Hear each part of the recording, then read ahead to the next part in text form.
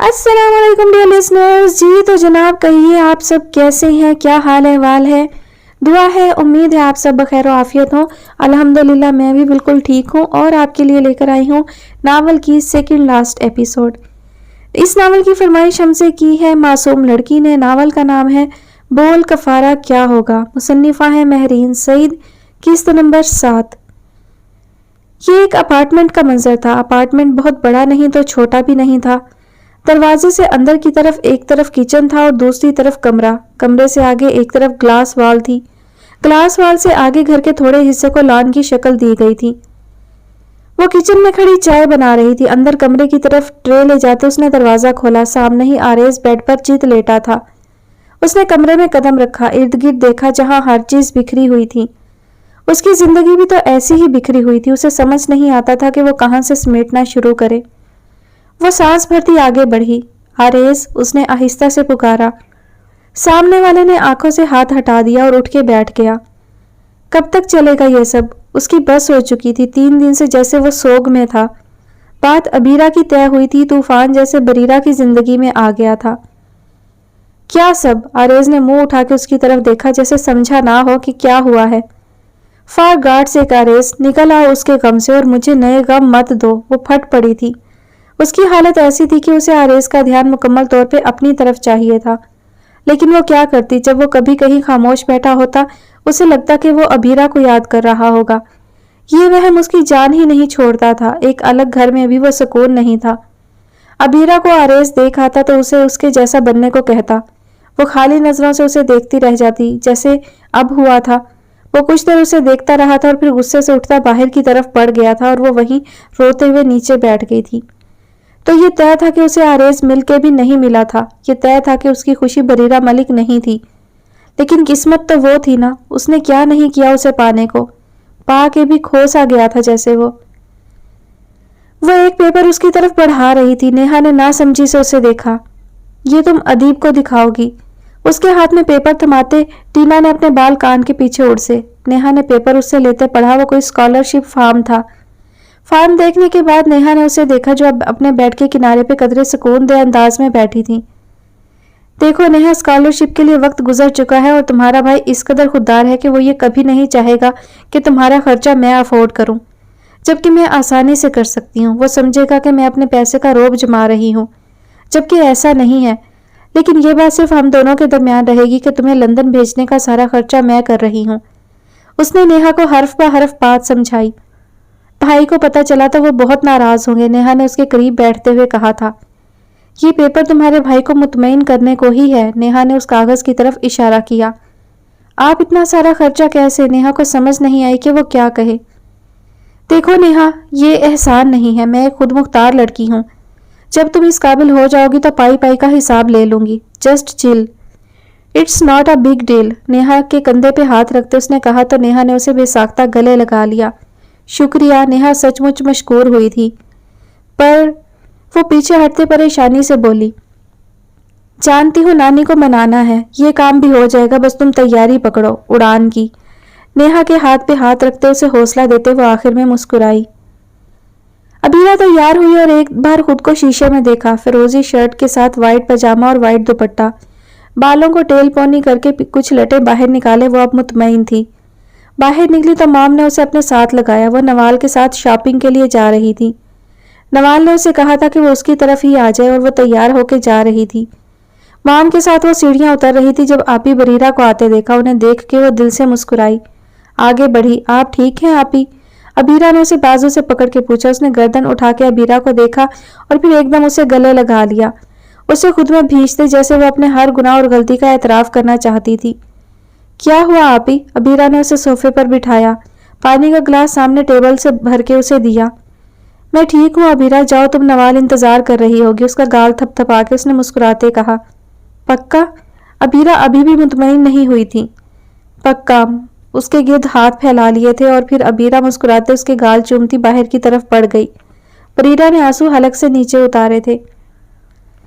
اجلت میں کمرے سے نکلتے وہ سیڑھیوں کی طرف بڑھا. بھاگنے کے انداز میں وہ سیڑھیاں اتر رہا تھا. پریشانی اس کے چہرے سے عیاں تھی. کان سے موبائل لگائے وہ دوسری طرف کچھ کہتا تیزی سے اس کے پاس سے گزر کے نکل گیا. नवाल ने एकदम रुक के उसे देखा। वो हारिब को लेने आई थी। अबीरा के साथ उसका शॉपिंग का प्लान था। रुखसती की तारीख तो उसी दिन फाइनल हो गई थी जिस दिन अबीरा के घर से जवाब असबात में आया था। उसी दिन सारे मामला तय हो चुके थे और अब तो गिनती के दिन बचे थे। नवाल ने अपनी सारी शॉपिंग अबीरा के साथ करने का फैसला किया था। हारिब ने उसके साथ जाने की हामी भर ली थी। वो हारिब को बुलाने आई थी जब खिजर तेजी से उसके पास से गुजरा। नवाल भाग के उसके पीछे गई। एक बार बस उससे पूछना था कि क्या सब ठीक था, लेकिन वो नहीं पूछ पाई क्योंकि वो जा चुका था। वो वहीं खड़ी थी जब हारिब ने उसे अपनी तरफ मतवज्जा करने को खांसी की। वो चौंक के मुड़ी। क्या हुआ? उसके परेशान चेहरे को देखते हारिब ने इस्तफसार किया। हाँ कुछ नहीं। वो गायब दिमागी से जाके हारिब की कार में बैठ गई। अबीरा को कहाँ से लेना है? कार स्टार्ट करके हारिब ने संजीदगी से पूछा जबकि नवाल ने उसे देखा। नवाल कोई मसला है? वो नरमी से बोला। मार्केट आ जाएगी, वो नवाल ने गोद में रखे हाथों को देखते हुए कहा। हारिब ने उससे दोबारा कुछ नहीं पूछा। वो सर हिलाता कार स्टार्ट कर गया। सबसे बड़ा मरहला नेहा के बाहर जाके पढ़ने के लिए दादी को कायल करना था। अदीब से नेहा कह चुकी थी कि मलाहा कर लेगी कायल। करने को अदीब आसानी से कर सकता था, लेकिन उसने इंतजार किया कि मलाहा क्या करेगी, उसके बाद ही वो कुछ करेगा। अबू एक तरफ कुर्सी पे बैठे अखबार का मुतालिया कर रहे थे। दादी अपनी मखसूस जगह पे बैठी थी। अम्मी और नेहा किचन साफ कर रही थी और वो नानी के साथ पाँव के करीब बैठी थी। नानो, उसने तस्बीह फेरते आंखें बंद करके नानी को बुलाया। एकदम नानी उसकी तरफ मतवज्जा हुई। अदीब भी अपने कमरे से निकल के दरवाजे में खड़ा था। अम्मी ने किचन से झांका जबकि किचन में काम करती नेहा का दिल धड़का। फिर भी वो मसरूफ रही। आपको पता है जब मैं यहाँ से गई 5 साल की थी। उसने सर दादी के घुटने पर रख लिया। डैड मुझे पाकिस्तान नहीं छोड़ना चाहते थे क्योंकि उन्हें लगता था कि यहाँ मेरी तालीम वैसी नहीं होगी जैसी लंदन में। आप मुझे भेजना नहीं चाहती थी और मैं शायद जाना भी। अदीब ने अब्बू को देखा। अब्बू ने दादी को। दादी उसके सर पे हाथ फेर रही थी। मुझे जाना पड़ा और वहां जाके मैं खो सी गई क्योंकि डैड तो सिर्फ काम करते थे। लंदन पाकिस्तान नहीं है नानो। वो हल्का सा मुस्कुराई, सर ऊपर करके ठीक होके बैठी। उसके लहजे में क्या कुछ नहीं था। वहां कोई बीमार हो तो किसी को कोई फर्क नहीं पड़ता। उसने नमी को आंखों से निकलने नहीं दिया। वहां सिर्फ लोग हैं, कोई एहसास नहीं। काम है, तरक्की है, लोग खुद मुख्तार हैं, लेकिन मोहब्बत नहीं है। वहां किसी रिश्ते का कोई पास नहीं है। लेकिन उसने रुक के अदीब को देखा जो जेबों में हाथ डाले उसे देख रहा था। लंदन ने मुझे डरी सहमी मलाहा से कॉन्फिडेंट टीना बना दिया है। खुद मुख्तार। उसकी गर्दन तन सी गई थी आखिर में। एक ऐसी लड़की जिसको अब किसी मर्द के खोखले सहारे नहीं चाहिए। उसने मुड़ के नानों को देखा। मलाहा, उन्होंने उसे रोकना चाहा। मैं जानती हूँ आपकी सोच है कि औरत मर्द के बगैर कुछ भी नहीं। मर्द एक दर्जा आगे होता है, रखें, लेकिन बेटियों को उनकी जगह खुद बनाने दे नानो। अपनी नेहा को इस काबिल कर दें कि वो जब किसी के साथ खड़ी हो तो शर्मिंदा ना हो, किसी के साथ शाना बशाना चल सके। उसे उसकी मंजिल तक का रास्ता तय करने दे नानो। भरोसा रखें जब वो वापस आएगी ना, आपकी गर्दन तन सी जाएगी। अदीब की इंजीनियरिंग का जो ज़ौम है आप में, वो नेहा के लिए भी आने दें। उसने आखिरी जुमला कहा। अम्मी किचन में खड़ी रह गई थी और वो उठी। आहिस्ता आहिस्ता चलती अदीब के सामने आके रुकी। हल्का makeup, tell pony, black jeans पे घुटनों तक आती फ्राक। वो उसे शुक्रिया कहना चाहता था लेकिन वो हाथ उठा के रोक गई और आगे बढ़ गई। अदीब गर्दन मोड़ के उसकी तरफ देखने पे मजबूर हो गया था। वो शॉपिंग कर चुकी थी। हारिब की शक्ल देखने वाली थी। ये लड़कियां, इनकी शॉपिंग, अल्लाह बचाए इस अजाब से। उसने सोचकर नफी में सर हिलाया। अबीरा ने मुड़ के उसे देखा। उसने खफगी से उसे घूरा। नवाल तो आज विलन का किरदार अदा कर रही थी। हारिब ने नवाल को पीछे से खींचा। मैं चला जाऊंगा, उसने धमकी दी। नवाल ने उसकी धमकी पे अबरू इकट्ठे करके उसे देखा और फिर जैसे उस पर एहसान अजीम करने को वो अबीरा से बोली, बीरा मैं आती हूँ, हारिब के साथ तुम फूड कॉर्नर चली जाओ। उसने अबीरा से कहते उसके हाथ से शॉपिंग बैग्स ले लिए। नवाल नहीं, अबीरा ने उसे रोकना चाहा लेकिन वो मुड़ चुकी थी। हारिब पीछे एक बाजू बांधे दूसरा हाथ ठोड़ी के नीचे रखे उसे देख रहा था। जब नवाल की पुश्त की तरफ देखती उंगलियां मरोड़ रही थी। अबीरा, हारिब ने 2 मिनट बाद उसे पुकारा। अबीरा ने मुड़ के उसे देखा। शक्ल पे ही 12 बज चुके थे। नवाल की मौजूदगी में वह सुकून से उनके साथ घूम रही थी। मैं लड़कियां बिल्कुल नहीं खाता, कसम से। एक कदम उसकी तरफ बढ़ा के उसने झुक के अबीरा से कहा। अबीरा ने कंफ्यूज होते उसकी तरफ देखा था। वो मुस्कुरा रहा था। आंखों में चमक लिए मुस्कुराहट दबाते वो अबीरा के करीब खड़ा था। चले, उसने दाएं तरफ इशारा किया और उसी तरफ पड़ गया। वो भी उसकी पैरवी में उसके पीछे बढ़ी थी। कुर्सी उसके लिए धकेलते वो उसे बिठा चुका था। उसके सामने वाली कुर्सी पे अब वो सुकून से बैठा था। जबकि वो वहां मौजूद हर चीज को देख रही थी सिवाय हारिब इब्राहिम के, जो सिर्फ उसे ही देख रहा था। क्या खाएंगी? हारिब ने एकदम उसे मुखातिब किया। जी। वो नासमझी से उसे देखने लगी। वो समझ सकता था वो उसके साथ पहली बार बराह रास्त मुलाकात थी। उसका घबराना कुदरती था। सीधी होके बैठे। वो एकदम सीधा होके उसे टोक गया। जी। अबीरा ने उसको नासमझी से देखा, फिर खुद को। सीधी होके बैठे, वो सर्द महरी से बोला। वो फौरन अमल कर गई। बाजू मेज पे फैलाएं, उसने अगला हुक्म दिया। अबीरा की आंखों की पुतलियां फैल गईं, लेकिन लाशऊरी तौर पे वो फौरन बाजू मेज पे रख गई। आंखें बंद करें, उसने भी आगे को होके मेज पर बाजू टिकाए और अगला हुक्म दिया। अबीरा ने उसकी आंखों में देखा। वो बिल्कुल संजीदगी से उसे देख रहा था। उसने फौरन आंखें बंद की। सांस लें लंबा सा। उसने फौरन सांस लिया और आंखें खोल दी। वह बहुत बेहतर महसूस कर रही थी। उसे देख के हल्का सा मुस्कुराई। वो जानती थी वो डर का फेस था और हारिब ने उसे उस फेस से निकालने को ये सब किया। Feeling better? हारिब ने अब की बार मुस्कुरा के नरम तासुर लिए पूछा। वो सर हिला गई। गुड। वो पीछे को हुआ। आप एक अच्छी बीवी साबित होंगी, उसने दाएं तरफ देखते तबसरा किया। अबीरा का दिल जोर से धड़का। तारीफ ही थी। वो गर्दन सीधी कर चुका था। अबीरा अभी भी नासमझी से उसे देख रही थी। जी। उसके फिर से जी कहने पे हारिब झंझलाया। जी के अलावा कुछ? वो मेन्यू कार्ड उसकी तरफ बढ़ाता बोला। वो जल्दी से पकड़ के उसे देखने लगी। उफ। अबीरा, बेवकूफ़ों वाली हरकतें बंद करो, उसने दांत पीसते खुद को रोका। मैं भी यही कहना चाह रहा था, लेकिन बड़बड़ाहट शायद ज्यादा ऊंची हो गई थी। उसने फौरन कार्ड एक तरफ करके उसे देखा, जो अब 2 उंगलियां लबों पर रखे मुस्कुराती आंखों से उसे देख रहा था। या अल्लाह, नवाल। अबीरा कुछ बोले बगैर आंखें बंद करके नवाल का इंतजार करने लगी। तभी नवाल दूर से आती दिखाई दी। हारिब वेटर को ऑर्डर देने लगा और नवाल को देख के अबीरा का सांस वापस आया, जबकि नवाल का ध्यान कहीं और ही था। क्या जिस इंसान को अभी उसने टीना के साथ देखा वो खिजर इब्राहिम था? बैठते भी वो कहीं और ही पहुंची हुई थी। उसने मास्क पहना हुआ था। हाँ, वो पब्लिक में मास्क ही इस्तेमाल करता था। जब नवाल अभी इधर आ रही थी तो उसने देखा कि पहली मेज पर टीना बैठी है, उसके साथ वो बैठा, हाथ से पेशानी मसलता। उसके सामने कुछ पेपर्स रखे हुए थे। उन पेपर्स पे बार बार हाथ मारता वो टीना से कुछ कह रहा था। टीना भी उजलत में उसके सामने से ही गुजर के खिजर तक गई थी। वो बहुत तेजी में लग रही थी। रंग तो खिजर इब्राहिम का भी उड़ा हुआ था। मास्क पहना था तो क्या हुआ, वो उसके हर रंग से वाकिफ थी।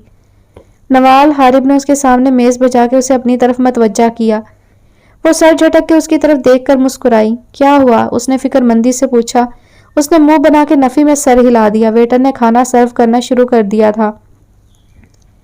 रात की तारीकी हर तरफ छाई हुई थी। कमरे की खिड़की से हटते हुए उसने पर्दे दुरुस्त किए और फिर बेड की तरफ आई।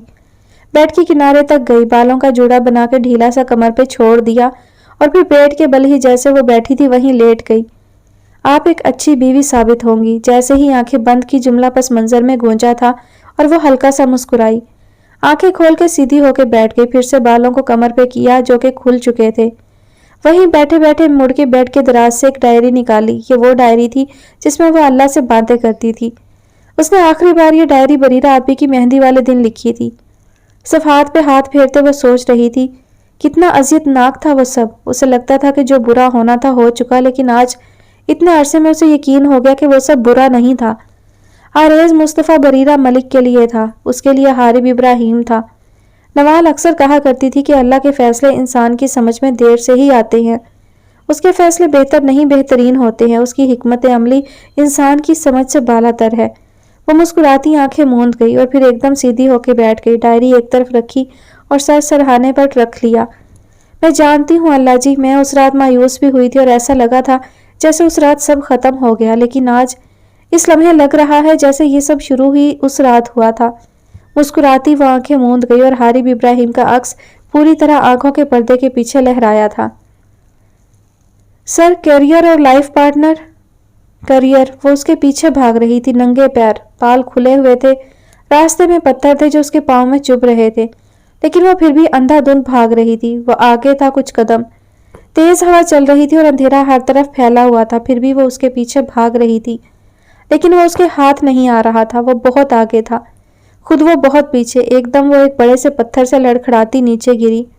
वो तेजी से आंखें खोल के बैठ गई। दिल की धड़कन तेज हुई थी। दिल पे हाथ रखते उसने इर्द गिर्द देखा। ये उसका कमरा था, वो अपने बेड पर थी और वो ख्वाब था। उसने अपना हाथ पेशानी पे मारा जहां पसीने की बूंदें चमक रही थी।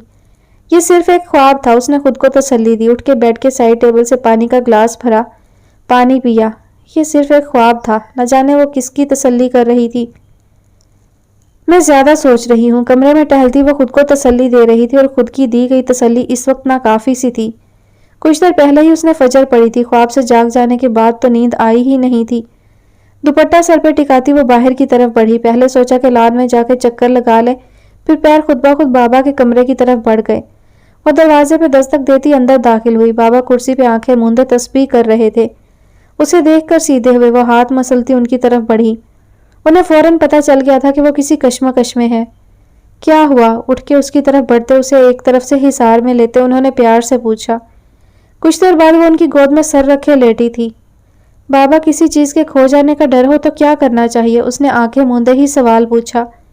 اس کی سوال پوچھنے کی پرانی عادت۔ کیا وہ چیز آپ کی ہے؟ بابا نے تسبیح ایک طرف رکھتے اس پہ پھونک مارتے ہوئے پوچھا۔ جی، وہ آنکھیں بند کر کے سیدھی لیٹی تھی اور بابا نے بیڈ سے ٹیک لگائی ہوئی تھی۔ نوال، جو آپ کا ہوتا ہے، پھر چاہے وہ سمندر کی گہرائی اور پہاڑوں کی تہوں کے درمیان کیوں نہ چھپا ہو، وہ آپ کو مل کے رہتا ہے۔ ان کے کہنے پہ وہ ایک دم اٹھی۔ جو آپ کے پاس ہو وہ چھین سکتا ہے؟ اس نے سوال بدلا۔ بالکل، بابا نے بغیر تک و دو کے جواب دیا۔ لیکن بابا، ابھی آپ نے کہا کہ وہ الجھی تھی۔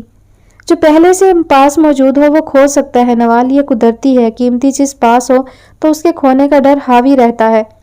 یہ اس لیے ہوتا ہے کیونکہ ہم اس چیز کو کسی قیمت پہ کھونا نہیں چاہتے۔ لیکن انہوں نے جملہ ادھورا چھوڑ کر اسے دیکھا۔ لیکن وہ زیر لب بڑبڑائی۔ کچھ چیزیں آپ کے لیے نہیں ہوتی، اور جو آپ کے لیے نہ ہو اس کے لیے پھر چاہے آپ ایڑیاں رگڑیں وہ آپ کو نہیں ملتا، کیونکہ وہ آپ کے لیے نہیں ہوتا نوال۔ ان کے جملے پہ وہ دھک سے رہ گئی۔ جو آپ کے پاس ہو، آپ کھونا نہ چاہیں تو آپ کو کیا کرنا چاہیے؟ اس نے اب کی بار آسان الفاظ استعمال کیے۔ شکر ادا۔ بابا کے جواب پر وہ ایک دم چونکی۔ شکر؟ اس نے کبھی اس کے مل جانے پہ شکر ادا نہیں کیا، کبھی موقع ہی نہیں ملا، کیونکہ وہ تو مل کے بھی نہیں ملا، وہ کھو سی گئی۔ ناشکری نعمتیں گھٹاتی ہے، انہوں نے اگلا جملہ بولا، اور شکر اس بات کی ضمانت ہوگا کہ وہ نعمت آپ کے پاس ہمیشہ رہے گی۔ اسے ضمانت چاہیے تھی، ہر حال میں، ہر قیمت پہ۔ نہیں، ان کے جواب اس کی امید کے برعکس تھے۔ وہ خاموش نظروں سے انہیں دیکھ رہی تھی۔ نعمتوں کا مل کے کھو جانا بھی کبھی بہت ضروری سا ہو جاتا ہے۔ بابا کی یہ بات اسے سمجھ نہیں آئی۔ جو آپ کا تھا اسے ہمیشہ آپ کا رہنا چاہیے تھا۔ مل کے کھو جانے والی بات اسے پسند نہیں آئی۔ بابا، یہ بہت پیچیدہ ہے۔ اس نے مسکرانے کی کوشش کی، کوشش کے باوجود بھی وہ مسکرا نہیں پائی تھی۔ ان سب میں اسے کیا کرنا تھا؟ اس مل کے کھو جانے اور کھو کے مل جانے کے درمیان تک چاہ کے باوجود بھی محرومی اور خالی ہاتھ رہ جانے میں انسان کا اپنا کیا کردار ہے؟ اس کا یہ سوال آخری تھا، بابا جانتے تھے۔ صبر، شکر، امید، یقین اور اللہ کا دامن تھامے رکھنا۔ انہوں نے پھر سے کچھ پڑھ کے اس کے چہرے پہ پھونک ماری تھی۔ وہ ان کا ہاتھ چومتی اٹھ کھڑی ہوئی۔ تسلی ہوئی یا نہیں، لیکن دل کو سکون آ گیا تھا۔ نیہا اپنے کمرے میں اپنی پیکنگ کر رہی تھی۔ خواب دیکھنا اور انہیں پورا کرنا بھی کسی خواب سے کم نہیں ہوتا۔ وہ واقعی ہی باہر پڑھنے جا رہی تھی۔ اس نے اپنے ہاتھ میں موجود کپڑے بیڈ پر پھینکے، اپنی آنکھیں بند کی، بازو پھیلا دیے۔ لمبا سانس خارج کرتی وہ کھل کے مسکرائی۔ خواب دیکھنا، یقین رکھنا، پورے کرنا مرحلے نہیں، زندگی ہے۔ مغرب کی نماز کے بعد وہ نیچے آئی۔ دوپٹہ ڈھیلا کرتے سیڑھیاں اترتے اس کا دل بھر آیا۔ کچھ دیر بعد اسے ایئرپورٹ کے لیے نکلنا تھا۔ نیچے آئی تو دادی ہمیشہ کی طرح اپنے تخت پر بیٹھی تسبیح کر رہی تھی۔ اسے دیکھتے ہی اس کے لیے جگہ بنائی۔ وہ مسکرا کے اس کے پاس بیٹھتی ان کی گود میں سر رکھ گئی۔ امی اس کے پاس سے گزر کے کچن میں گئی تو نیہا نے دادی کو دیکھا، جنہوں نے آنکھوں کے اشارے سے تسلی دی کہ وہ سنبھال لیں گی۔ نیہا نے دادی کی گود میں سر رکھ کے آنکھیں موند لی۔ گھر چھوڑنا آسان نہیں ہوا کرتا۔ ادیب وہاں موجود نہیں تھا۔ اس نے ارد گرد دیکھا اور دوپٹہ سنبھالتی اس کے کمرے کی طرف بڑھی۔ وہ بیڈ پہ بیٹھا لیپ ٹاپ استعمال کر رہا تھا۔ اسے دیکھ کے اس کے لیے بیڈ پہ تھوڑا سا کھسک کر جگہ بنائی۔ وہ مسکراتی اس کے کندھے پہ سر ٹکا گئی۔ ڈونٹ ٹیل می تم ایموشنل ہو رہی ہو۔ لیپ ٹاپ پہ تیزی سے ٹائپ کرتے اس نے اسکرین پر نظر جمائے، مسکراہٹ روکتے اسے چڑھایا تھا۔ تھوڑی سی۔ اس نے ادیب کے کندھے سے سر ٹکائے آنکھیں موندے ہی کہا تھا۔ خوابوں سے تعبیر تک کے سفر میں بہت کچھ کھونا پڑتا ہے میری جان، اس کا سر تھپ تھپا کے اس نے کہا، اور پھر سے لیپ ٹاپ کی طرف متوجہ ہوا۔ خوابوں کو حقیقت تک لانے کے لیے سب سے اہم کیا ہے؟ ایک دم وہ سیدھی ہو کے بیٹھی تھی۔ ادیب سے ایسے کسی بھی موضوع پہ بات کرنے کا مزہ ہی کچھ اور تھا۔ वो मध्यम सा मुस्कुराया, नजरें अभी भी स्क्रीन पर ही थी। प्रैक्टिकल, उसने लैपटॉप की स्क्रीन नीचे करते उसकी तरफ ध्यान दिया। प्रैक्टिकल, उसने दोहराया। माथे पर लकीरें इस बात की गवाह थीं कि उसे हमेशा की तरह अपने फिलॉसफर भाई की बात समझ नहीं आई। यस प्रैक्टिकल, उसने नेहा के सर पे हल्की सी चपत लगाई। नेहा ने मुंह बनाया। जैसे इकबाल कहते हैं, इंसान नमाज के लिए उठ के मस्जिद तक नहीं जा सकता और ख्वाब कब्र से उठ के जन्नत में जाने का देखता है। उसने संजीदगी से कहा। मतलब जन्नत में जाने के लिए मस्जिद तक जाना जरूरी है, मतलब प्रैक्टिकल स्टेप्स। नेहा ने सर हिलाते समझते हुए कहा। बिल्कुल, बातों से ख्वाब पूरे नहीं होते। अदीब ने उसके सामने अपने पेपर्स उठाते कहा। आप क्या कर रहे हैं? उसके हाथ में नोट्स देखकर नेहा ने पूछा। उसने अपने नोट्स ही नेहा की तरफ बढ़ा दिए। नेहा ने पहले नोट्स देखे, फिर उसे, और फिर मुस्कुराई। बेस्ट ऑफ लक, अपना हाथ आगे करके जोश से उसे कहती वो छोटी सी बच्ची ही लगी। यू नो, उसके हाथ को थामते वो मुस्कुराया। मुझे यकीन है आप कर लेंगे। उसके हाथ पे दूसरा हाथ धरते उसने कहा तो वो मुस्कुरा के सर हिला गया। वो जानता था वो उसकी फैन थी। वो कैफे में बैठी थी, टेल पोनी, ब्लैक जींस पे शॉर्ट फ्रॉक, गले में सिल्क का स्कार्फ ओढ़े वो उसका इंतजार कर रही थी। तभी दूर से उसे वो आता दिखाई दिया। खाकी पैंट पे वाइट शर्ट, एक हाथ जेब में था। चलता वो जैसे ही कैफे में दाखिल हुआ, इर्द गिर्द देखा। टीना ने उसे हाथ हिला के अपनी मौजूदगी का बताया था। वो मुस्कुराता उसकी तरफ बढ़ा। उसके सामने बैठा वो हल्का सा मुस्कुराया। तुम लेट हो। कलाई पे बंधी घड़ी पे वो वक्त देखते खफकी से बोली। नेहा के जाने के बाद टीना भी खिजर की तरफ चली गई थी। आज वो 1 हफ्ते बाद मिल रहे थे। वो भी टीना को अदीब ने ही बुलाया था। उसकी खफकी भरी नजरों के जवाब में वो बस हल्का सा मुस्कुराया था। सॉरी, वो शर्मिंदा तो नहीं था, लेकिन उसका मूड देखते कह गया। वो सीधी हो गई। मैं फारिग नहीं होती। उसने फिर से उसे एहसास करवाया। वो सर हिलाता जैसे उसकी बात से मुत्तफिक नजर आना चाह रहा था। वेटर उनकी तरफ आया तो उसने मुस्कुरा के नफी में सर हिला दिया। टीना पहले ही कॉफी पी रही थी। शुक्रिया, वो 2 मिनट बाद बोला। वो जो कॉफी का घूंट लेने लगी थी रुक गई। क्यों? उसने बेसाख्ता पूछा। दादी को मनाने के लिए, नेहा की इतनी मदद के लिए। और वो मेज पे बाजू रखे उसकी तरफ देख के गिनवा रहा था। और उसने अबरू उचकाए। दिल धड़का, कहीं उसे पता न चल गया हो कि नेहा का खर्चा वो उठा रही है। और के आगे क्या कहना था वो भूल गया या शायद जानबूझ के चुप कर गया। नथिंग, सर झटक के उसने नफी की। दादी, वो कुछ कहना चाहता था फिर चुप कर गया। क्या? उसने उकसाया। अदीब ने लंबा सांस खारिज किया। याद कर रही थी। उसने बात बदल दी। मलाहा ने सर हिलाया। जल्दी चक्कर लगाऊंगी, उसने मग एक तरफ करते कहा। मलाहा, वो पीछे को टेक लगाता उसे पुकार गया। मलाहा जो कि बाहर देख रही थी चौंक कर उसकी तरफ मुड़ी। उसने जेब में हाथ डाला, एक डब्बी निकाल के उसके सामने रखी। मलाहा ने पहले वो डब्बी देखी, फिर उसे। प्रपोज कर रहे हो? एक अबरू उचकाते उसने पूछा तो वो पहले हैरान हुआ और फिर खिलखिला के हंसा। अगर कहूँ हाँ तो? उसने मुस्कुराहट दबाते उसका जवाब जानना चाहा। उसके अंदाज पर वो भी हंसी थी। इस हंसी को इकरार समझूं? वो आगे को होकर राजदारी से पूछ रहा था। मलाहा ने भी आगे को होकर उसकी तरफ झुकाव किया। हम 21वीं सदी की लड़कियों पे हंसी तो फंसी वाला फार्मूला अप्लाई नहीं होता अदीब साहब। मलाहा ने संजीदगी से जवाब दिया। वो उसके अंदाज से मुतासिर हुआ था। दोनों पीछे को होकर बैठे तो वो बोला, ये सिर्फ शुक्रिया अदा करने की एक छोटी सी कोशिश थी। उसने गलत फहमी दूर की। और वैसे भी अगर प्रपोज करूंगा तो बराबरी की सतह पे आके करूंगा। एक बेरोजगार बंदा एक वेल सेटल्ड लड़की को प्रपोज करेगा तो जूतियां ही खाएगा। उसने बात मजाक में बदल दी। उसकी बात पे इस बार वो खिलखिला के हंसी। अदीब ने भी मुस्कुराहट दबाई। हाँ तो क्या सिर्फ तुम मर्दों की बराबर की औरत चाहिए होती? हम औरतों को भी बराबर का मर्द चाहिए होता। उसने गर्दन उठा के कहा तो वो उसे देखता रह गया। ओ हाँ सच, उसे अचानक याद आया। उसने मुड़ के कुर्सी की पुश्त पर लटके बैग से कुछ पेपर्स निकाले। ये तुम्हारे लिए। उसने अदीब की तरफ बढ़ाए तो वो ना समझी से उसे देखने लगा। मैं जानती हूँ कि तुम CSS की तैयारी कर रहे हो, ये तुम्हारी मदद के लिए।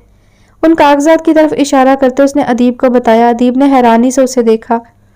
ये बात घर में किसी को भी पता नहीं थी और वो जानती थी। कैसे? नेहा ने बताया होगा। ये नेहा के पेट में कोई बात टिकती क्यों नहीं? और मुझे ये भी पता है कि तुम पिछली बार क्लियर नहीं कर पाए थे। उसने फिर से कहा तो इस बार वो जैसे शर्मिंदा हुआ। किसी लड़की के मुंह से हार सुनना अजीब लगा था, और वो भी उस बंदे के लिए जो बचपन से क्लास का टॉपर रहा हो। Mister Adeeb, failure is acceptable, give up is not. एक बार और सही। ना क्लियर कर पाए तो एक बार और, तब तक जब तक कर ना लो। وہ اس کے بعد संभाल जाने वाले अंदाज को देखता रह गया। वो वाकई ही चाहे जाने के काबिल थी, सिर्फ चाहे जाने के नहीं, पा लेने के भी। उसके दिल ने गवाही दी। वो मुस्कुराया। तुम फॉरेन स्टूडेंट हो, तुम्हें पाकिस्तान के टेस्ट के बारे में क्या पता? उसने तंज नहीं किया था, लेकिन यह बात मलाहा को चुभ गई थी। मिस्टर अदीब खटक, ताल्लुकात किस मर्ज की दवा है? उसने तंज जरूर कर दिया था। तुम तो खिजर इब्राहिम ही बन गई हो। उसके जुमले पे टीना मुस्कुराई। वो जानती थी कि नेहा और वो खिजर के फैन थे। अगर वो अभी बता देती कि वो खिजर इब्राहिम की दोस्त है तो शायद वो कभी यकीन ना करता। इस बारे में वो बाद में बात करेगी, अभी मुझे निकलना है। अपनी चीजें समेटती वो एक कंधे पर बैग डालते उठ खड़ी हुई। टेक केयर, उसने मुस्कुरा के कहा और मुड़ गई। वो तब तक उसे देखता रहा जब तक वो उसकी नजरों से ओझल ना हो गई। आज हफ्ते का दिन था। वो अपने कमरे में तैयार हो रहा था। शाम के साए पर फैला चुके थे। उसने खुद को आईने में देखा। व्हाइट शलवार कमीज पे ब्लैक वास्कट पहने वो तैयार था। मुड़ा तो दरवाजे में खिजर खड़ा नजर आया। खिजर ने ब्राउन शलवार कमीज पहनी थी। वो मुस्कुराता हुआ उसकी तरफ बढ़ा। आज अबीरा और हारिब का निकाह था। मगरिब के बाद निकाह की रस्म होनी थी। तय ये पाया था कि एक दिन पहले निकाह हो जाए और फिर कल एक बड़ा फंक्शन करके खिजर और नवाल के निकाह का भी ऐलान कर दिया जाए। दोनों दुल्हनों की रुखसती भी हो जाएगी। और वलीमा ग्रैंडपा चाहते थे कि कुछ दिन बाद हो। कोई और रस्म नहीं की गई थी क्योंकि उनके घर कोई औरत नहीं थी और रस्मों का झंझट ये औरतें ही कर सकती हैं। ग्रैंडपा का यही ख्याल था। मुस्कुराते वो दोनों नीचे आए तो नवाल के बाबा और ग्रैंडपा उनका इंतजार कर रहे थे। दोनों को एक साथ उतरते देख ग्रैंडपा ने माशाअल्लाह कहा। नवाल पहले ही अबीरा की तरफ जा चुकी थी क्योंकि उसने कहा था कि वो लड़की वालों की तरफ से शामिल होगी। वो अपने कमरे में तैयार हो रही थी। पांव तक आती व्हाइट फ्रॉक, उस पर गोटे का काम किया हुआ था। दुपट्टा सेट किए, हाथ में गजरे, मेहंदी का रंग गहरा। वो मुस्कुरा के पलटी और घूम के नवाल को दिखाया जो कि उसके सदके वारी गई थी। नवाल ने आगे होकर उसके घूंघट गिरा दिया और उसे इंतजार का कहती बाहर की तरफ बढ़ी। उसके कमरे से निकलती वो अपना दुपट्टा संभालती नीचे को आ रही थी। आखिरी जीने पे पैर रखते वो एकदम रुकी। वो उसके सामने ही खड़ा था। हल्का सा मुस्कुरा के उसे देखा जो कि आज स्टाइलिश से सूट में थी। वो हल्का सा मुस्कुराया और एक तरफ हो गया। वो उसके पास से गुजरते उसे देखने लगी। वो उससे पूछना चाहती थी कि वो कैसी लग रही है, लेकिन दिल की बात दिल में दबाते वो आगे बढ़ गई। खिजर ने गर्दन मोड़ के उसे जाते देखा। वो उसे बताना चाहता था कि वो अच्छी लग रही थी, लेकिन वो जा चुकी थी। अबीरा मलिक वल्द मोहम्मद मलिक, आपका निकाह हारिब इब्राहिम वल्द मोहम्मद इब्राहिम, हक मेहर 1 लाख रुपए किया जाता है, क्या आपको कबूल है? कारी साहब की आवाज पे उसने घूंघट से ही नवाल को देखा। उसके साथ ही बैठी थी मॉम और डैड और आरेज कुछ फासले पे खड़े थे। कबूल है। जो आपको मिलना होता है वो आपको मिलके रहता है। क्या आपको कबूल है? कबूल है। क्या आपको कबूल है? कबूल है। कुछ लोग आपके लिए नहीं होते। नवाल ने मुस्कुरा के उसके हाथ पे हाथ रख के उसे तसल्ली दी। मॉम ने आंखों का कोना साफ किया और आरेज मुस्तफा ने पास खड़ी आंसू बहाती बरीरा को साथ लगा लिया। सोफे में मुस्कुराता बैठा वो इधर उधर देख रहा था। कुछ चाहिए? खिजर ने उसकी तरफ झुककर पूछा, हालांकि वो जानता था वो क्या चाहता है। आपकी गर्लफ्रेंड कहाँ है? सबकी तरफ देखते मुस्कुरा के वो हल्का सा खिजर की तरफ झुककर पूछ रहा था। खिजर ने मुस्कुराहट दबाई। क्यों? एकदम वो ऊंची आवाज में बोला। सबने मुड़ के उन दोनों को देखा। खिजर ने मुस्कुराहट दबाई और हारिब को तो चुप ही लग गई। आपसे इस गद्दारी की उम्मीद नहीं थी मुझे, उसने 2 मिनट बाद दांत पीसते कहा। अबीरा से मिलना है? खिजर ने अपनी जेब से मोबाइल निकाल के जैसे उससे पूछा नहीं, अंदाज सरासर मजाक उड़ाने वाला था। एक्सक्यूज मी, वो अब मेरी शरई और कानूनी बीवी है। बीवी, उसने चबा चबा के कहा। इसलिए उससे मिलने के लिए मुझे आपकी, एकदम उसकी तरफ उंगली करके कहा। कतन जरूरत नहीं। सीधा होके वो मुंह फुला के बैठ गया। खिजर ने अबरूज का तो उसका कॉन्फिडेंस मुलाहिजा किया था। तो तुम्हें इनमें से किसी की इजाजत दरकार नहीं? खिजर ने संजीदगी से वहां बैठे बड़ों की तरफ इशारा किया और मुड़ के उसे देखा जो उसे खा जाने वाली नजरों से देख रहा था। नहीं, हारिब ने रूठी महबूबा की तरह मुंह बना के कहा था। Are you sure? खिजर जैसे महजूज हुआ था। ऑब्वियसली आई एम, वो अकड़ के बोला था। मजाक मत करो। खिजर ने पीछे को टेक लगाते जैसे उसका मजाक उड़ाया। वो तब ही तो गया था। एकदम उठा। उसके उठने पे सबने उसे देखा। नवाल के बाबा, अबीरा के बाबा और ग्रैंडपा। वो हकीकी माना में घबरा गया। क्या हुआ हारी बेटा? अबीरा के बाबा फौरन खड़े होकर उसकी तरफ आए। कुछ भी नहीं अंकल, वो फौरन बैठ गया था और खिजर ने अपनी हंसी खांसते हुए बमुश्किल कंट्रोल की थी। हारिब ने ऐसे जाहिर किया जैसे वो खिजर इब्राहिम को जानता भी ना हो। वो नेहा से कॉल पे बात करते अदीब के कमरे की तरफ बढ़ी। नेहा अदीब से बात करना चाहती थी। امی نے جیسے ہی اس کے کمرے میں قدم رکھا تو ان کی نظر اپنے لاڈلے پر گئی۔ مسکرا کے انہوں نے موبائل کا بیک کیمرہ کیا۔ وہ بیڈ کے ساتھ نیچے قالین پر بیٹھا تھا، سر ایک طرف ڈھلکا ہوا تھا، ارد گرد پیپر ہی پیپر بکھیرے ہوئے تھے۔ ایک کتاب اس کے گھٹنے پہ تھی، دوسری اس کے سر کے پاس بیڈ پر رکھی ہوئی تھی، اور وہ ایسے ہی بیٹھا بیٹھا سو گیا تھا۔ اس کے چہرے پر تھکاوٹ نظر آ رہی تھی۔ امی نے موبائل سامنے میز پر رکھ دیا، اس طرح کہ وہ نیہا کو صاف نظر آ رہا تھا۔ امی نے اس کے آس پاس سے سارے پیپرز اٹھا کے ایک طرف رکھے، دونوں کتابیں اٹھائیں اور پھر اس کا سر قالین پہ سیدھا کیا اور بیڈ سے سرہانہ اس کے سر کے نیچے رکھ دیا۔ نیہا مسکراتی امی کو اسے لٹاتے دیکھ رہی تھی۔ ادیب کی جگہ وہ ہوتی تو امی اسے اٹھا کے اچھا خاصا سنا چکی ہوتی۔ یہ ماؤں کے بیٹوں کے معاملے میں دل کتنے نرم ہوتے ہیں۔ امی اس کے کمرے کی لائٹ بند کر کے دروازہ آہستہ سے بند کر کے موبائل باہر لے آئی۔ وہ چاہتا تھا کہ وہ آج کی رات ان کی طرف رک جائے، اور وہ اسے یہ بات براہ راست نہیں کہہ پائے گا، وہ یہ بات بھی اچھے سے جانتا تھا۔ اسی لیے اس نے گرینڈ پا کو منایا تھا، اور وہ گرینڈ پا کی بات نہیں ٹالتی تھی۔ اس کے بابا بھی آج یہیں تھے۔ بابا اور گرینڈ پا تو آرام کرنے چلے گئے تھے، جبکہ حارب اور وہ لاؤنج میں صوفے پر بیٹھے کسی بات پر ہنس رہے تھے۔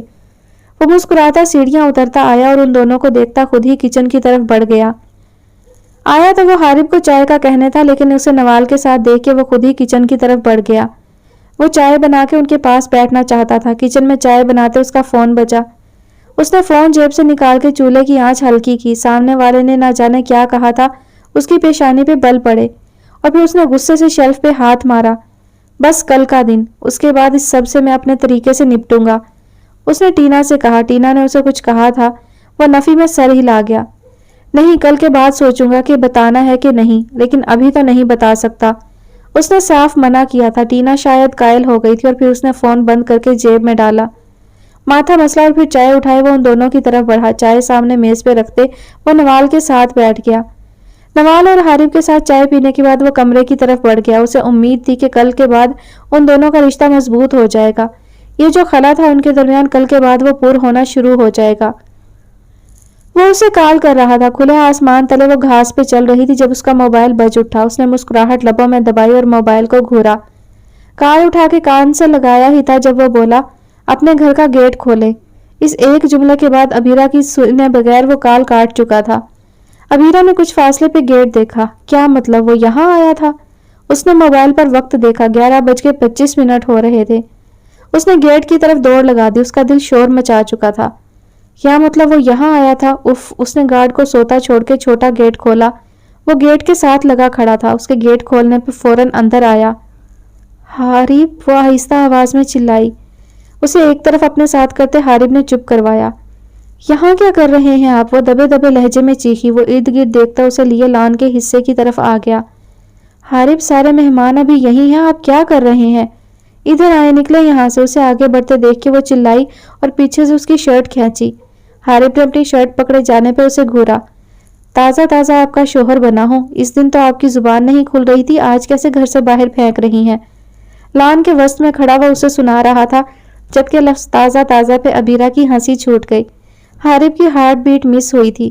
یہ تازہ تازہ کیا ہوتا ہے؟ اس نے ہنسی کنٹرول کرتے پوچھا۔ وہ مسکراتا ہوا اس کی طرف جھکتا، تبھی ان دونوں کو کسی کے قدموں کی چاپ سنائی دی۔ حارب کوئی آ رہا ہے، آپ چھپ جائے۔ اس کو اپنے پیچھے کرتے ابیرہ بدحواس ہوئی، لیکن وہ اس کے پیچھے پورا کیسے آتا؟ اس طرف آئیں، اسے ایک طرف کھینچ کے ابیرہ نے جھاڑی کے پیچھے چھپا دیا۔ چپ رہیے گا اب، خبردار آپ کی آواز بھی نکلی تو۔ اسے بٹھاتے انگلی لب پہ رکھتے اس نے کہا تو حارب نے بھی انگلی لب پہ رکھ کے سر اسپات میں ہلا دیا۔ اس کی فرما برداری پہ ابیرہ کو ایسی حالت میں بھی ہنسی آ گئی۔ اندر مہمان تھے، اس کا کوئی بھی کزن اس طرف آ سکتا تھا۔ ابیرہ سیدھی ہوئی تو وہاں آپ ہی آتی دکھائی دی۔ ابیرہ میری جان، یہاں کیا کر رہی؟ وہ سب اندر تمہیں ڈھونڈ رہے ہیں، اور یہ آوازیں کیسی تھی؟ ابیرہ کے قریب آتے وہ فکر مندی سے بولی۔ ان کا سراپا بھرا بھرا سا تھا، اگلے ماہ ہی وہ تخلیق کا مرحلہ پورے کرنے والی تھی۔ کچھ بھی نہیں، وہ آواز، ہاں وہ بلا تھا، اسے مار رہی تھی۔ اس نے آپی کے آگے ہو کے دانستہ طور پہ حارب کو چھپانا چاہا۔ آپی نے اس کے پیچھے دیکھا، لان میں بہت روشنی نہیں تھی، پھر بھی وہ حارب کو چھپانے میں ناکام رہی تھی۔ آپی نے مسکراہٹ دبائی، ہلکا سے اس کے کان کے قریب جھکی۔ تمہارے بلے کے پیر نظر آ رہے ہیں۔ مسکراہٹ دباتے انہوں نے ابیرہ کے کان کے قریب سرگوشی کی۔ ابیرہ نے گردن موڑ کے حارب کو دیکھا جس کے پیر واضح نظر آ رہے تھے۔ اس نے مڑ کے آپی کو دیکھا اور وہ خواہ مخواہ شرمندہ ہوئی۔ اپنا بلا بھگا کے واپس آ جانا، سب انتظار کر رہے۔ وہ مسکرا کے اس کا گال تھپ تھپا کے واپس چلی گئی۔ حارب اپنی کمر کھجاتا باہر نکلا۔ جھاڑیوں سے اس کی کمر پہ خارش ہونا شروع ہو چکی تھی۔ آپی نے دیکھ لیا، اس نے منہ بسور کے کہا۔ حارب کا منہ بن گیا۔ اس نے اس کی بات اگنور کی اور کرسی پہ جا کے بیٹھ گیا۔ میں تو تحفہ دینے اور مبارک دینے آیا تھا، سسرال آنا اتنا مہنگا پڑے گا مجھے پتا نہیں تھا۔ اس کے بعد مکمل نظر انداز کر کے حارب نے اپنی کمر کھجائی۔ ابیرہ کو اس پر واقعی تشویش ہوئی۔ وہ اس کے قریب آئی، وہ کھڑا ہوا اور اپنی جیب سے نکال کے ایک چین اس کے گلے میں ڈالی۔ ابیرہ نے مسکرا کے گردن جھکا کے دیکھا۔ چین کے درمیان ایک چھوٹا سا دانے کی شکل کا ڈائمنڈ جڑا ہوا تھا، بہت پیارا۔ پہنا کے اس کے لاکٹ پہ انگلی پھیرتے ہوئے وہ مسکرایا، تبھی کسی لڑکے کی آواز آئی۔ ابیرہ! حارب کی آنکھیں کھل گئی۔ کیا تھے یہ سب اس کے سسرال والے؟ کون ہے؟ حارب نے آنکھیں بڑی کرتے پوچھا۔ ابیرہ آواز پہچان چکی تھی۔ ماموں کا بیٹا۔ حارب کے بازو پہ دباؤ ڈالتے ہوئے ڈرتی ہوئی بولی تھی۔ اس کا تو اپنا سانس خشک ہو گیا تھا۔ اس سے پہلے کہ وہ ان دونوں کو ساتھ دیکھتا تبھی لائٹ چلی گئی، یکدم اندھیرا چھا گیا۔ بچ گئے۔ حارب نے سر اس کے کندھے پہ ٹکا کے سکون کا سانس لیا تھا۔ وہ اسے بھیج کے لمبے لمبے سانس لے رہی تھی۔ چہرے پہ کئی ایک رنگ تھے۔ اس نے اپنی گردن میں موجود پینڈنٹ کو دوپٹے سے چھپایا اور اندر کی طرف بڑھی۔ سب کزن بیٹھے تھے۔ آپی اس کی طرف دیکھ کر مسکرائی۔ اس نے بھی آپی کے قریب جا کے گلے لگتے انہیں آہستہ سے ساتھ لگا کے شکریہ کہا۔ آپی نے اس کے ہمیشہ خوش رہنے کی دعا کی تھی۔ اس ایک دن کا ان دونوں نے کتنا انتظار کیا تھا، لیکن اس دن کا اختتام ایسے ہونا تھا۔ ایسے سٹیج پہ کھڑی وہ اسے خود سے دور بھاگتا دیکھ رہی تھی۔ وہ سٹیج پہ اکیلی تھی، لیکن وہاں لوگوں کا ہجوم تھا جس نے اسے نوال سے دور بھاگتے دیکھا تھا۔ اسے کوئی پرواہ نہیں تھی کہ کچھ فاصلے پہ وہ اس کا انتظار کرتے سٹیج پہ کھڑی تھی، اس کے لیے تیار۔ ان کے رشتے کا اعلان ہونا تھا آج۔ وہ آج باقاعدہ طور پہ مسز خضر ابراہیم بن جاتی، وہ اس تک رسائی حاصل کر لیتی۔ آج وہ مکمل اس کا ہو جاتا، لیکن وہ وہاں نہیں تھا۔ وہاں لوگ تھے، چہم گوئیاں تھی اور وہ کھڑی تھی اکیلی۔ وہ وہاں نہیں تھا، ہمیشہ کی طرح وہ پیچھے رہ گئی تھی اور وہ چلا گیا تھا۔ کیوں، کہاں، کیسے، کب، وہ نہیں جانتی۔ وہاں سوال تھا لیکن جواب ندارت۔ وہ کار سے نکلا۔ کار کا دروازہ بند کرتے اس نے سامنے کھلے گیٹ کو دیکھا۔ ایک دروازہ بند کیا تو سامنے ایک دروازہ اسے کھلا ملا تھا، لیکن نہ جانے کیوں آج دل زور سے دھڑکا تھا اس دروازے کی طرف قدم بڑھاتے۔ وہ پہلی بار نہیں گیا تھا، پہلے بھی جا چکا تھا۔ 7 سال بعد واپس آیا تھا تو وہ اس کی راہ تکتے ملی تھی۔ آج وہ ایک دن بعد واپس آیا تھا اور وہ جانتا تھا وہ آج بھی یہیں ہوگی۔ یقین سا تھا، جبکہ اسے نہیں پتا تھا کہ یقین پیدا کرنے سے آتا ہے۔ بیج بوئے بغیر اگر آپ پھل نکلنے کا انتظار کرتے ہیں تو وہ سراسر انتظار ہی رہا کرتا ہے۔ کھلے گیٹ سے اندر داخل ہوا تو سجاوٹ ویسے کی ویسے ہی تھی، سب کچھ دھرا کا دھرا۔ لان میں ہر طرف سجاوٹ تھی۔ نظر سامنے سٹیج پہ گئی جہاں وہ ایک دن پہلے اس کے بالکل سامنے کھڑی تھی۔ کوئی 7 قدموں کے فاصلے پہ دلہن بنی اس کا انتظار کر رہی تھی۔ یہ 7 کا ہنسا ان کے درمیان سے نکل کے 7 کیوں نہیں بنا دیتا؟ اس نے سٹیج سے نگاہ ہٹائی۔ وہ جانتا تھا وہ غلط کر چکا تھا، لیکن وہ سب ٹھیک کر لے گا۔ وہ آج ہی اسے بتا دے گا سب کچھ۔ ہاں، وہ اس کا یقین کر لے گی۔ اندر کی طرف بڑھا۔ سامنے ہی گرینڈ پا ناشتے کے لیے بیٹھے تھے۔ ان کے بائیں طرف ابیرہ اور اس کے ساتھ حارب بیٹھا تھا۔ حارب کے سامنے نوال کے بابا بیٹھے تھے۔ وہ خود کہاں تھی؟ اس نے سوچا یہی ہوگی، شاید کچن میں یا شاید اپنے کمرے میں۔ ہاں، شاید اس کے کمرے میں۔ اس نے قدم آگے بڑھائے۔ سب سے پہلے ابیرہ کی نظر اس پہ پڑی تھی۔ ابیرہ کا منہ تک جاتا نوالا ہوا میں معلق رہ گیا۔ حارب نے ابیرہ کی نظروں کے تعاقب میں دیکھا۔ وہ سامنے ہی کھڑا تھا، وہی ایک دن پہلے والے لباس میں۔ آنکھیں سرخ تھیں، بال بکھرے ہوئے تھے، کوٹ اس کے کندھے پہ تھا، شرٹ کا بٹن اوپر والا ٹوٹا ہوا تھا۔ حارب بے ساختہ اس کی حالت دیکھتا کھڑا ہوا۔ نوال کے بابا نے بھی گردن موڑ کے اسے دیکھا۔ گرینڈ پا تو سکون سے ناشتہ کر رہے تھے جیسے اسے دیکھا ہی نہ ہو۔ حارب کا دل کٹا تھا، دل کیا بھاگ کے اس کو گلے لگا لے، اسے پانی پلائے، اسے پوچھے اس نے ایسا کیوں کیا، لیکن وہ وہیں بت بنا کھڑا رہا۔ گرینڈ پا اور نوال کے پاپا دونوں ہی آہستہ سے اس کے پاس سے پہلو بچا کے نکل گئے۔ بھاگ جانا شاید آسان تھا، حارب نے ان دونوں کی پشت دیکھ کر سوچا۔ عدالت لگانا مشکل تھا، مشکل ترین، لیکن وہ جانتا تھا اسے یہاں کھڑے ہونا تھا۔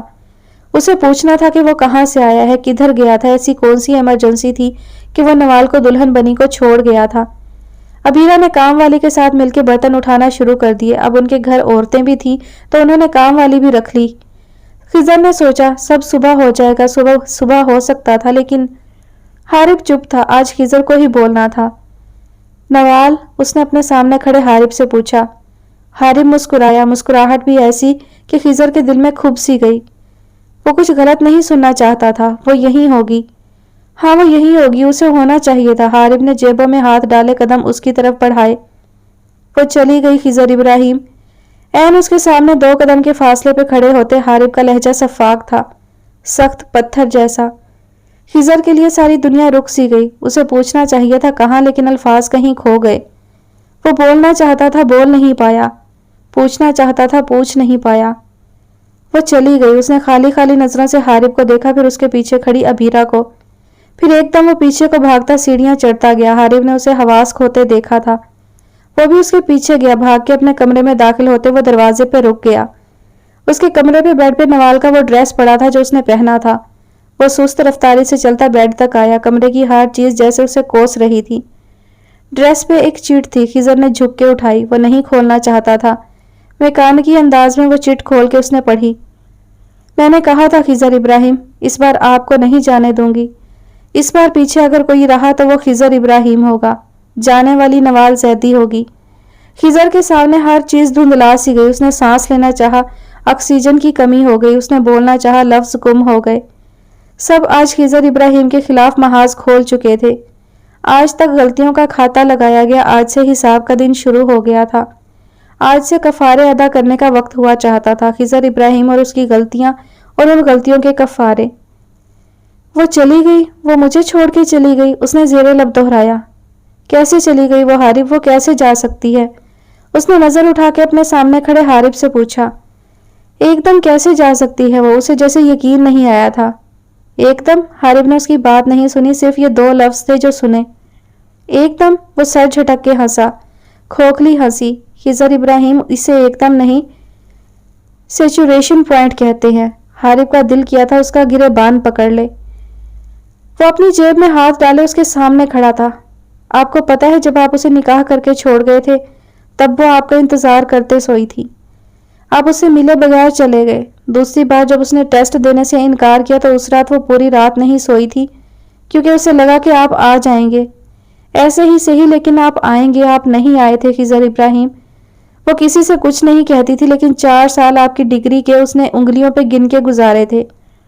उसे लगा आप आ जाएंगे 4 साल बाद, लेकिन आप नहीं आए।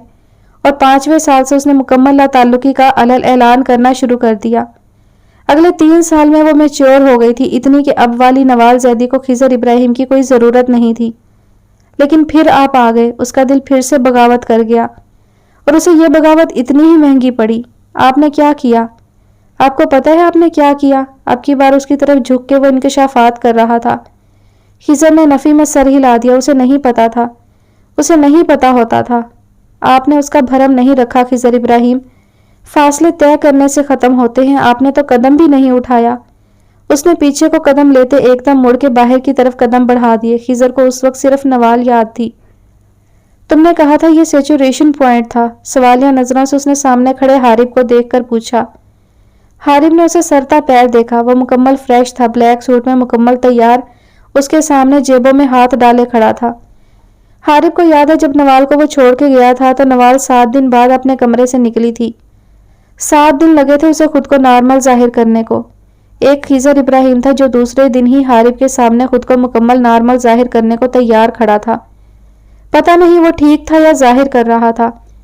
हारिब के सर इस बात में हिलाने पे खिजर ने उसके सामने कुर्सी पे बैठ के एक टांग पे दूसरी टांग रख ली। हारिब के मेज पे जो चाय का कप था वो भी अब उसके हाथ में था। खिजर ने नहीं बताया कि वो कहाँ गया था, ना हारिब को, ना बाबा को, ना ग्रैंड पा को। तुम्हें पता है सेचुरेशन पॉइंट एंड पॉइंट नहीं होता। चाय का एक सिप लेके उसने मेज पे कप रख दिया, जैसे पसंद ना आई हो या शायद उसका मूड ना हो। सेचुरेशन पॉइंट बढ़ाया जा सकता है। उसने खड़े होकर हारिब को मुस्कुरा के कहा। 1 गिलास में 3 चम्मच चीनी के हल होने के बाद अगर मजीद चीनी हल ना हो तो उस पानी को गर्म करने पे चीनी के हल होने की गुंजाइश निकल आती है। फिर तो 2 और चम्मच भी हल हो सकते हैं। हारिब के सामने मेज से जग में से गिलास में पानी उड़ालते उसने जैसे उसके इल्म में इजाफा किया। हारिब अभी भी खामोश नजरों से उसे देख रहा था। अब तुम मुझे ये बताओ कि नवाल कहाँ है, बाकी मुझ पे छोड़ दो। उसने पानी का गिलास हारिब की तरफ बढ़ाते कहा। हारिब ने उससे पानी का गिलास ले लिया और मेज पे रख दिया। مجھے نہیں پتا وہ کہاں ہے۔ اس کے سامنے سے ہٹ کے وہ میز کے دوسری طرف اپنی کرسی پہ جا کے بیٹھ گیا۔ بابا کو نہیں پتا کہ نوال کہاں ہے، مانتا ہوں۔ گرینڈ پا کو نہیں پتا، یہ بھی مانتا ہوں، لیکن حارب ابراہیم کو بھی نہیں پتا، یہ بات مجھے ہضم نہیں ہو رہی۔ اس کے سامنے میز پہ دونوں ہتھیلیاں ٹکائے وہ جھک کے سنجیدگی سے بولا، یہ زندگی ہے خضر ابراہیم، یہاں رشتے کیمسٹری کے اصولوں پہ نہیں چلتے۔ حارب کو لگا وہ اس بات کو بھی ہلکا لے رہا ہے۔ اس نے آگے کو ہو کے کوہنیوں پہ اپنا سارا وزن ڈال کے جیسے اپنی بات کو بھاری کیا تھا۔ زندگی کیمسٹری کے اصولوں پہ چل سکتی ہے، اس پہ میں ایک لمبا لیکچر تیار کر سکتا ہوں، لیکن ابھی وقت نہیں۔ اس نے گھڑی دیکھ کے جیسے معذرت کی۔ نوال کہاں ہے وہ بتاؤ، اس نے اب کی بار سنجیدگی سے پوچھا۔ ٹھیک ہے، زندگی کیمسٹری کے اصولوں پہ چل سکتی ہے تو خضر ابراہیم آپ کو یہ تو پتا ہوگا کہ ایک نیا بانڈ بنانے کے لیے پرانا بانڈ توڑنا پڑتا ہے۔ رشتے بھی ایسے ہی ہوتے ہیں، نیا بنے گا تو پرانا ٹوٹ جائے گا۔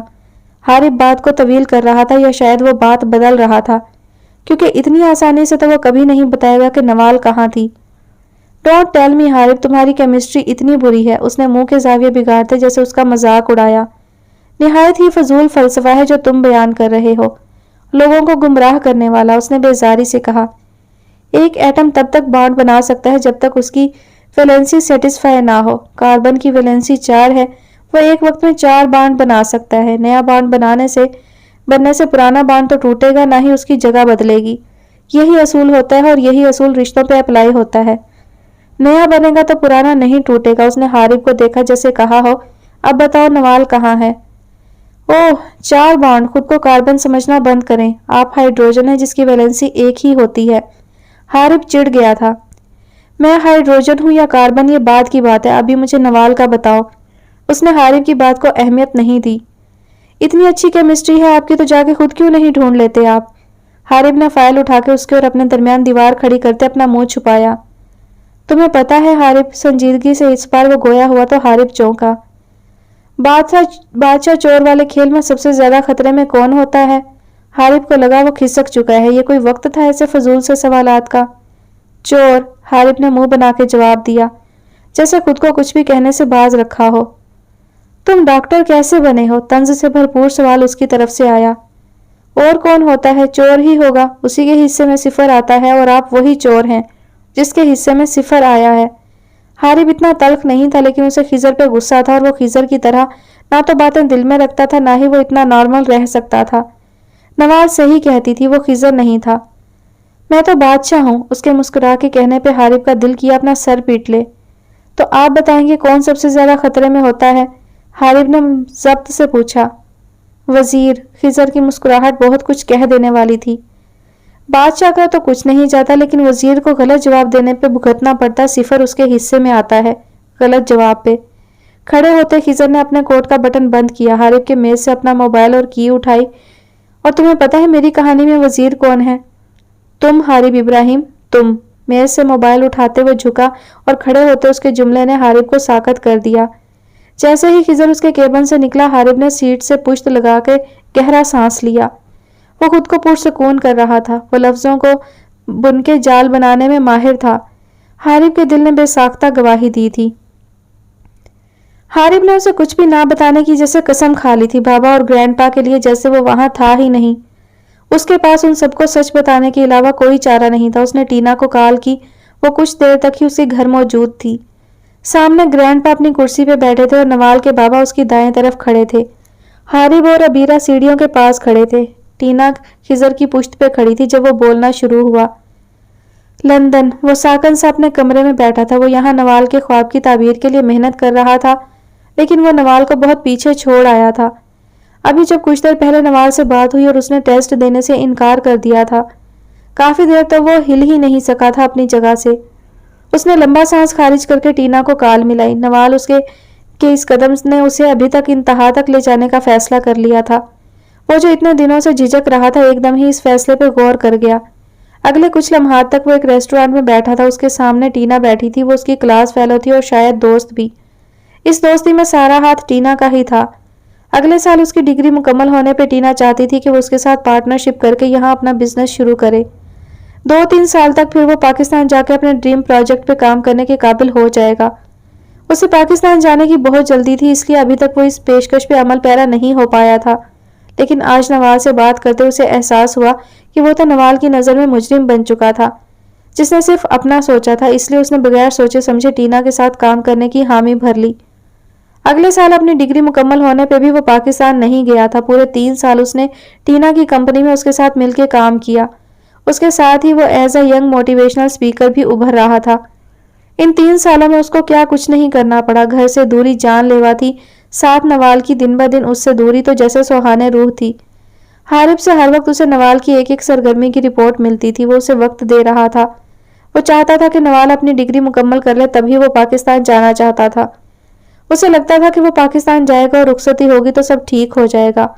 انہی دنوں اس کی ملاقات شہیر سے ہوئی۔ وہ 30 سالہ ابھرتا بزنس مین تھا۔ اس کے ساتھ مل کے خضر نے پاکستان میں پارٹنرشپ کی تھی۔ پاکستان میں کسی کو بھی اس بات کی بھنک تک نہ تھی سوائے حارب ابراہیم کے۔ وہ اس کا ہمراز تھا۔ 3 سال میں وہ اس قابل ہو چکا تھا کہ اپنے ڈریم پروجیکٹ پر کام کر سکتا اور اپنے کیریئر کے اس مقام پہ تھا جہاں وہ روز آگے قدم بڑھاتے یوتھ میں مشہور ہو رہا تھا۔ پہلے 2 سال تو اس کے لیے مایوس کن ہی تھے، لیکن پھر اسے سننے والوں کی تعداد میں ایک دم اضافہ ہونے لگا۔ پاکستان جانے سے قبل اس نے لندن کے شو میں شرکت کر کے اپنے انٹرویو میں پاکستان کے بارے میں بات کرتے فخر سے بتایا۔ ہوسٹ نے اسے پاکستان منتقل ہونے کی بات پہ منہ بناتے کہا کہ وہ ایک کامیاب انسان پاکستان جا کے خود کو ضائع کرنے کی بجائے لندن کو پریفر کیوں نہیں کرنا چاہتا۔ اس نے مسکرا کے جو الفاظ بولے وہ ایک ویڈیو ایک ہی رات میں پورے پاکستان میں تہلکہ مچا چکی تھی۔ ہوسٹ نے اس سے کہا تھا کہ ایسا کیا ہے پاکستان میں جو وہ لندن نہیں رہنا چاہتا۔ اس نے مسکرا کے پاکستانی کہا تو ہوسٹ بھی زبردستی مسکرائی، لیکن خضر ابراہیم کو اس ایک لفظ نے عروج پہ پہنچا دیا۔ اس کو دیکھنے سننے والوں نے اس قدر پذیرائی سے نوازا کہ جب وہ پورے 7 سال بعد پاکستان کی زمین پہ قدم رکھنے آیا تو وہ ایک سٹار بن چکا تھا۔ اس کو چاہنے والے اس کو فالو کرنا شروع کر چکے تھے۔ ٹینا بھی اس کے ساتھ ہی آنا چاہتی تھی، لیکن خضر نے اسے سارا بزنس سمیٹ کے آنے کی تاکید کی۔ اس طرح وہ اکیلا ہی پاکستان آیا تھا اور چھا گیا۔ اسے ہر طرف سے انٹرویوز کی کال آنا شروع ہو گئی۔ بہت سے ٹاک شوز نے اسے انٹرویو کیا اور پھر وہ بلندیوں کو چھوتا انسان نوال زیدی کو جیسے نظر ہی نہیں آتا تھا۔ نوال کو اس نے منانے کے ساتھ ساتھ اپنے ڈریم پروجیکٹ پہ کام کرنا شروع کر دیا۔ اس کو شروع میں کوئی مسئلہ نہیں ہوا، جگہ بہت پہلے ہی اس نے خرید لی تھی، لیکن اس پسماندہ علاقے میں ایک گرلز کالج کی تعمیر میں اسے اتنی مشکلات کا سامنا کرنا پڑے گا اس نے کبھی سوچا بھی نہ تھا۔ اس علاقے کی جاگیردار نے اس پہ پریشر ڈالا تھا کہ وہ جرت بھی نہ کرے یہاں لڑکیوں کا کالج بنانے کی، لیکن وہ تو جیسے ٹھان چکا تھا۔ ٹینا اور شہیر اس کے ساتھ تھے۔ یوتھ میں وہ بہت فیمس بندہ تھا۔ پہلے تو اس کا دل چاہا کہ حارب کو بتا دے، لیکن حارب کو پتہ چلنے کا مطلب نوال کو پتہ چل جاتا اور نوال کو پتہ چلنے کا مطلب اس کا سارا سرپرائز ختم ہو جاتا۔ بلڈنگ تیار ہو چکی تھی اور دوسری طرف نوال نے بھی اس کے ساتھ رخصتی کی حامی بھر لی تھی۔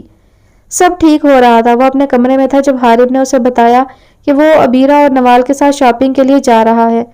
خضر بھی جانا چاہتا تھا، لیکن اگلے ہی پل اسے خبر ملی کہ جاگیردار کا بڑا بیٹا کالج کی بلڈنگ دیکھنے پہنچا ہوا ہے۔ وہ ابھی اس چیز کا رسک نہیں لینا چاہتا تھا، اسی لیے وہ تیزی سے باہر کی طرف بھاگا تھا۔ نیچے آتے اس کی نظر نوال پہ پڑی تھی۔ وہ تیار شاید حارب کا انتظار کر رہی تھی۔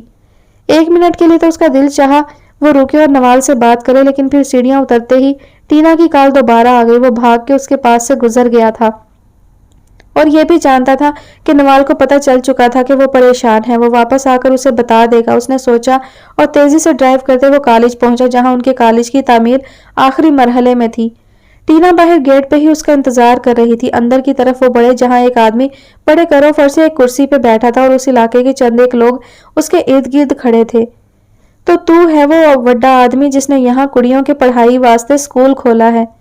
وہ عجیب سے حلیے کا آدمی اپنی مونچھوں کو بل دیتے بولا۔ ٹینا نے خضر کو ریلیکس رہنے کا اشارہ کیا۔ وہ جانتے تھے کہ اگر وہ بری طرح پیش آئے تو اس علاقے کی کوئی لڑکی بھی پڑھ نہیں پائے گی، اس لیے اس نے تحمل کا مظاہرہ کرنا چاہا، لیکن سامنے والے نے اس کے سامنے پیپرز پھینک دیے۔ اس نے جیسے ہی وہ پیپرز دیکھے تو اس کی آنکھیں پھٹنے کے قریب تھیں۔ وہ اس کالج کی جگہ کے اصلی پیپرز تھے۔ خضر کو صحیح معنی میں حالات کے سنگین ہونے کا پتہ چلا۔ وہ آدمی اسے دھمکی دے گیا تھا کہ وہ اس پہ اب کیس کرے گا۔ اسی دن ٹینا بہت مشکل سے اسے مال لائی تھی اور پھر انہوں نے وہاں شہیر کو بھی بلوایا تھا جس سے انہوں نے وہ جگہ خریدی۔ اس شخص نے دھوکہ دیا تھا۔ فوڈ کارنر پہ ایک جگہ بیٹھے وہ غصے سے کھول رہا تھا جب ٹینا نے اسے اشارے سے بتایا کہ ابھی نوال وہاں سے گزری ہے۔ خضر نے مڑ کے نوال کو دیکھا کہ وہ ایک طرف حارب اور عبیرہ کے ساتھ جا کے گمسم سی بیٹھ گئی تھی۔ غصہ ایک دم ہوا میں تحلیل ہوا تھا اس کا. وہ اسے پہچان چکی ہوگی اور اب سوچ رہی ہوگی کہ وہ یہاں ٹینا کے ساتھ کیا کر رہا تھا. ڈیم اٹ، اس نے غصے سے میز پہ ہاتھ مارا تھا. جو کچھ بھی ہو رہا تھا ٹھیک نہیں تھا. وہ یہ سب اپنے طریقے سے سنبھالنا چاہتا تھا. وہ جانتا تھا پولیس انوالو کرنے کے بعد شاید ہی کوئی اپنی بیٹی اس کے کالج میں پڑھنے بھیجتا. یہ علاقہ بھی ایسا تھا جہاں لڑکیوں کو کم ہی کہیں نکلنے کی اجازت ملتی تھی. خضر کو ان لوگوں کو اعتماد میں لینا تھا. یہ ایک مشکل عمل تھا لیکن ناممکن تو نہیں تھا. بہرحال وہ کر تو لے گا، وہ یہ جانتا تھا، لیکن وہ یہ بھی جانتا تھا کہ اس کے لیے اس کی قیمت چکانا ہوگی. ہر خواب کی قیمت ہوتی ہے جو ادا کرنی پڑتی ہے. اس ایک خواب کی قیمت کیا ہوگی وہ نہیں جانتا تھا. بس اسے یہ کرنا تھا. اس نے ان دنوں وہاں کے لوگوں کے ساتھ اٹھنا بیٹھنا شروع کیا تھا. ٹینا اس کے ساتھ کئی لوگوں کے گھر بھی گئی تھی. ان دنوں وہ بہت مصروف رہا تھا. نوال اور حارب کے نکاح کی تیاری خود ہی کی تھی. وہ جانتا تھا وہ اس سب میں پھنس کے بہت پیچھے رہ رہا تھا، لیکن اس کے پاس کوئی چارہ نہیں تھا. ایک بار تو اس کا دل کیا کہ نوال کو بتا دے. اسی لیے حارب کے نکاح کی رات اس نے نوال کو روکا تھا. وہ اسے سب بتانا چاہتا تھا. جب اس کے لیے کچن میں چائے بناتے ٹینا کی کال آئی. ٹینا نے اسے بتایا کہ وہاں کے جاگیردار نے ٹینا کو آج دھمکی دی تھی. وہ چاہتی تھی کہ یا تو وہ حارب کو بتاتے یا کسی بھی قسم کے خطرے کے لیے تیار رہے. وہ جو آج نوال کو بتانے کا ارادہ کر بیٹھا تھا ایک دم بدل گیا. بس کل کا ہی تو دن تھا. پھر نوال کو بھی وہ اس کام میں شامل کرنا چاہتا تھا. کل فنکشن کے بعد وہ نوال کو سب بتا دے گا. اس نے سوچا. اگلے دن سب ٹھیک تھا. ساری تیاریاں اس نے خود اپنے انڈر کروائی تھی. حارب کو اس نے آرام کرنے دیا. پورا دن وہ کام میں لگا رہا تھا. اس ایک دن کے لیے اس نے کتنا انتظار کیا تھا. سب ٹھیک تھا سب کچھ. وہ تیار ہو کے نیچے آ رہا تھا. باہر مین دروازے سے نکل کے لان کی طرف بڑھتے کچھ فاصلے پہ نوال اس کے سامنے کھڑی تھی. اور پھر تبھی اس کا فون بجا. ایک پل تو اس کا دل کیا کہ فون نہ اٹھائے اور قدم نوال کی طرف بڑھا دے، لیکن جیب سے موبائل نکال کے جیسے اس نے کان پہ لگایا، سامنے والے نے نہ جانے کیا کہا تھا. اس کے حواس جاگنے لگے تھے. وہ بنا کچھ سوچے وہاں سے پیچھے قدم موڑ کے بھاگا تھا. وہاں لوگوں کا ہجوم تھا. وہ کسی کی بھی پرواہ کیے بغیر چلا گیا تھا اور پیچھے سٹیج پہ نوال کھڑی رہ گئی تھی. وہ اس وقت نوال کو چھوڑ کے کہاں گیا تھا؟ جیسے ہی اس نے بتایا، حارب، گرینڈ پا اور نوال کے بابا بے یقینی سے اسے دیکھ رہے تھے.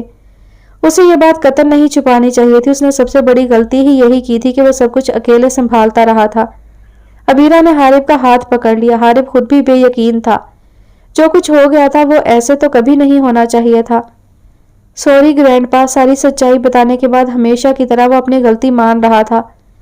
حارب وہیں کھڑا رہا. نوال کے بابا نے پیچھے سے آ کے گرینڈ پا کے قدموں میں بیٹھے خضر کی کمر تھپ تھپائی تھی. ساری سچائی جاننے کے بعد وہ اسے اپنے ساتھ لایا تھا تاکہ نوال سے مل کے وہ غلط فہمی دور کر سکے. اس نے جب گاڑی دارالامان کے سامنے کھڑی کی تو اس کے ساتھ فرنٹ سیٹ پہ بیٹھے خضر نے اسے دیکھا. اسے جیسے یقین نہ آیا ہو کہ نوال یہاں ہو سکتی ہے. حارب سیٹ بیلٹ کھول رہا تھا. اس نے خضر کی طرف دیکھنے سے گریز کیا. ڈونٹ ٹیل می حارب ابراہیم، تم اسے یہاں چھوڑ گئے تھے؟ وہ ابھی بھی بے یقین تھا. حارب نے اسے دیکھا. جیسے ہی حارب کا سر اس بات میں ہلا، خضر نے آگے کو ہو کے اسے گریبان پکڑ لیا. تمہارا دماغ درست ہے؟ تم اسے دارالامان چھوڑ گئے تھے؟ تمہیں وہ لاوارث لگتی ہے؟ ایک دم اسے پیچھے کو دھکا دیتے ہوئے جیسے چیخا تھا. حارب نے اپنی آنکھیں بند کی. نوال کے معاملے میں وہ ایسا ہی تھا. حارب اچھے سے جانتا تھا. خضر کے دماغ کی رگیں تن گئی تھی. خود کو پرسکون کرتے اس نے سانس لیا. تم سے تو میں بعد میں پوچھتا ہوں. سیٹ بیلٹ اتار کے کار کا دروازہ کھول کے وہ کھڑا ہو چکا تھا. حارب نے گاڑی پارک کی اور خضر کے ساتھ وہ اندر کی طرف بڑھا. دارالامان کی مینیجر نے جو کہا اسے سن کے وہ دونوں سن بیٹھے رہ گئے تھے. حارب نے گردن موڑ کے اپنے ساتھ بیٹھے خضر کو دیکھا جو کہ سامنے بیٹھی عورت کی بات سمجھنے کی کوشش کر رہا تھا. حارب کا دماغ گھوم گیا. 2 منٹ کی خاموشی کے بعد خضر اٹھا اور شکستہ قدموں سے باہر نکل گیا. حارب کے لیے وہاں سب کچھ ہی رک گیا تھا. خضر نے صحیح کہا تھا. وہ بادشاہ تھا. اگر کوئی اس کہانی میں وزیر تھا تو وہ حارب ابراہیم تھا. اور صفر اس بار وزیر کے حصے میں آ گیا تھا. وہ بے وقوفی کر گیا تھا. وہ کیسے اتنا لاپرواہ ہو سکتا تھا کہ نوال نے اسے کہا کہ وہ دارالامان چھوڑ دے اور وہ اسے چھوڑ گیا؟ کیسے؟ کیوں؟ اس کہانی میں حارب کے حصے میں گلٹ آیا تھا.